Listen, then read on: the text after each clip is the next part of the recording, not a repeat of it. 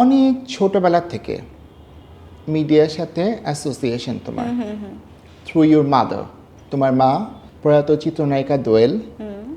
কখনো কি এইরকম হয়েছে যে তোমার মা যেহেতু একজন পপুলার অ্যাক্ট্রেস ছিলেন, সেই প্রেশারটা তোমার উপর কি কখনো এসেছে যে মানুষের এক্সপেকটেশনস অন্য নায়িকাদের চেয়ে তোমার প্রতি একটু বেশি, এইরকম কি কখনো ফেস করেছো? তাহলে তুমি আমাদেরকে বলতে পারো। যেমন এটা তো মানে হয়েই আসে শুরু থেকে, বাট মেনশনেবল যেটা হচ্ছে যে অবশ্যই আমার মার জন্য তো একটা জায়গা আছেই যে হ্যাঁ দোয়েলের মেয়ে, এই জন্য এটা এটা এরকম হতে হবে।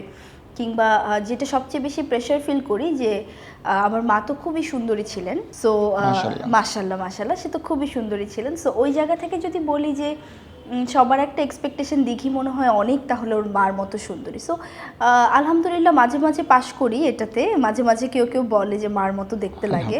তো এই জায়গা থেকে যেমন অনেক এক্সপেকটেশন সবার, যে আমার মা যেহেতু খুব সুন্দর সুন্দর গল্পে কাজ করেছেন, যেমন আমার মা চন্দ্রনাথের মতো একটা সিনেমা করেছেন, সবার এক্সপেকটেশন আমাকে কখনো কি এরকম কোনো কাজে দেখা যাবে কিনা, কিংবা রবীন্দ্রনাথের কোনো গল্পে, কিংবা শরৎচন্দ্রের কোনো গল্পে, মানে এরকম কাব্যিক কোনো কিছুতে দেখা যাবে কিনা, এটাও যেমন একটা প্রেশার। আবার আরেকটা মেনশনেবল যদি বলি, তাহলে আমার মনে হয় যে আমার থেকে আমার একটা এক্সপেকটেশন আছে যে দিঘি তো ছোটোবেলায় অভিনয় করতো, দিঘি বড় হয়ে কি করছে, কিংবা ছোটোবেলায় যার এত এত জনপ্রিয় কাজ আমরা দেখেছি, ছোটোবেলায় যে কাজের জন্য জাতীয় চলচ্চিত্র পুরস্কার পেয়েছে, তিনবার বড় হয়ে আমরা তার কাছ থেকে কি দেখতে পাচ্ছি। সো আমি বলবো প্রেশারটা ডাবল, আমার নিজেরও একটা প্রেশার আমার উপর থাকে, আবার আমার মার একটা এক্সপেকটেশনও আমার উপর থাকে।